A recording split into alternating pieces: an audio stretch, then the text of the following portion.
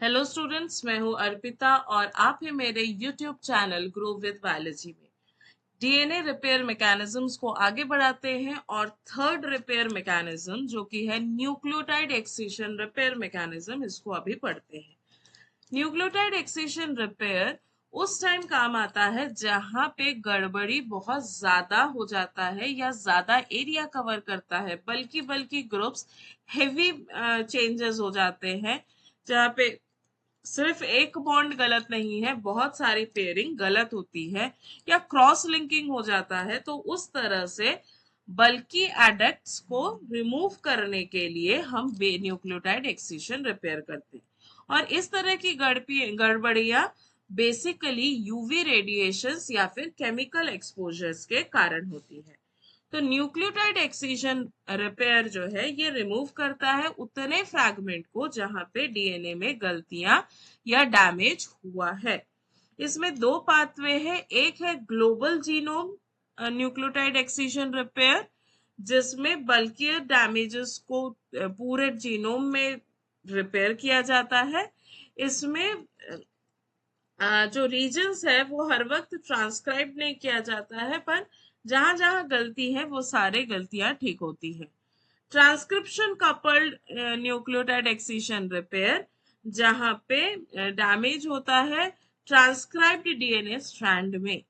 Transcribed होने के बाद या ट्रांसक्रिप्शन होने के बाद अगर आरएनए का स्ट्रैंड बन रहा है, उस वाले स्ट्रैंड का जो कॉम्प्लीमेंट्री डीएनए है उसमें भी अगर चेंजेस है तो उसको भी ठीक किया जाता है।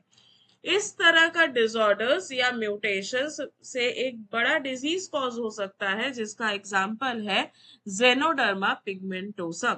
आप लोग सबसे रिक्वेस्ट है, आप लोग को अगर पता है तो जेनोडर्मा पिगमेंटोसम का सिम्टम्स बताइए, और अगर नहीं पता है तो गूगल करके सर्च करिए कि ये जेनोडर्मा पिगमेंटोसम किस तरह से डैमेज क्रिएट करता है।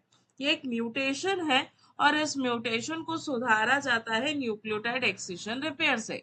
पर ये हम नहीं सुधार सकते, सेल खुद अपने आप सुधारता है।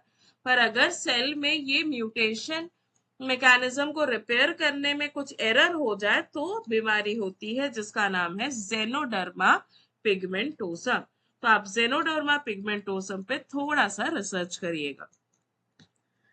आगे बढ़ते हैं न्यूक्लियोटाइड एक्सीशन में। ये है अगर डीएनए और उस डीएनए में डैमेज हो गया है तो एक्सीशन पॉइंट्स उस लोकेशन को कवर करते हुए राइट एंड लेफ्ट के कुछ पार्ट ऑफ डीएनए को एक्सीशन पॉइंट से डिलीट आउट कर दिया जाता है, और जो सेगमेंट बनता है उस सेगमेंट में डीएनए पॉलीमरेज आके उसको कॉम्प्लीमेंट्री स्ट्रैंड बनाता है, और उसके बाद लाइगेज आके फॉस्फोडाइस्टर बॉन्ड बनाता है।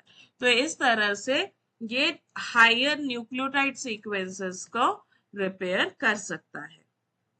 नेक्स्ट जो रिपेयर मैकेनिज्म है वो है मिसमैच रिपेयर मैकेनिज्म।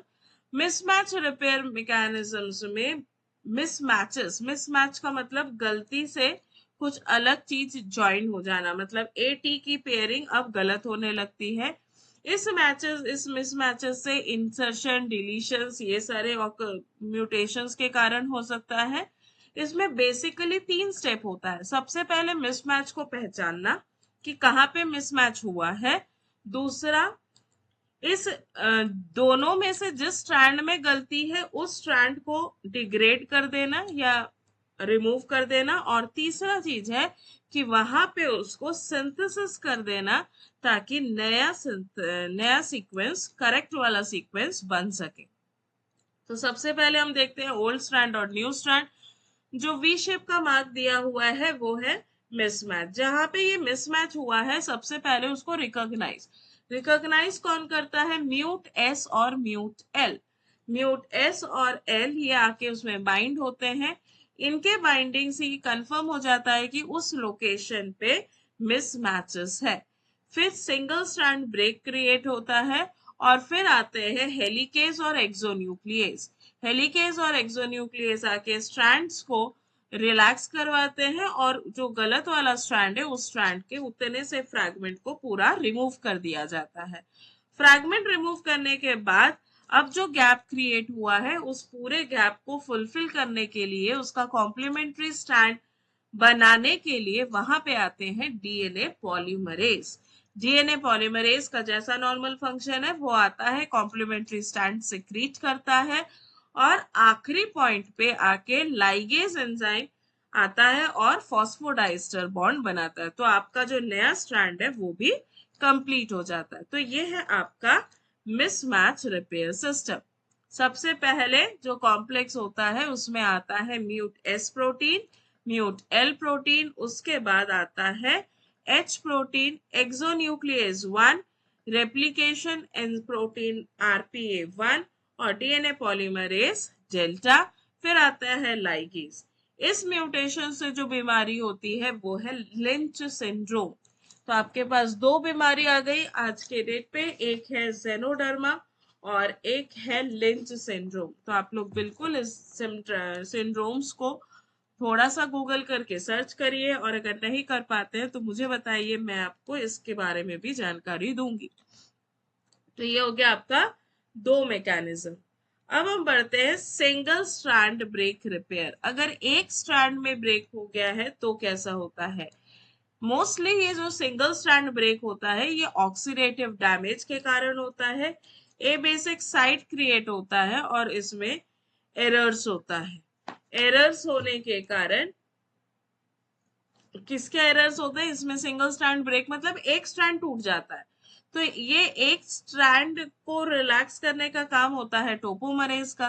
तो टोपो आइसोमरेज जो है उस एंजाइम के एक्टिविटी में अगर गड़बड़ी हो जाए तो यही सिंगल स्ट्रैंड को तोड़ने का काम करता है।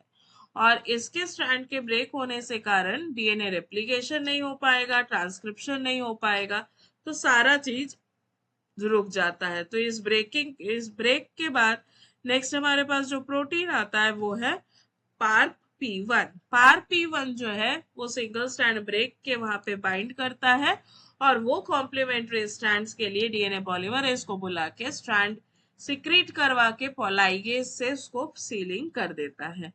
तो ये था हमारे 3 रिपेयर मैकेनिज्म आज हमने जो कवर किया है। पहला था हमारा न्यूक्लियोटाइड एक्सेशन, दूसरा है आपका मिसमैच और तीसरा है ये आपका सिंगल स्ट्रैंडेड ब्रेक रिपेयर। फिर नेक्स्ट क्लास में हम पढ़ेंगे डबल स्ट्रैंडेड ब्रेक रिपेयर।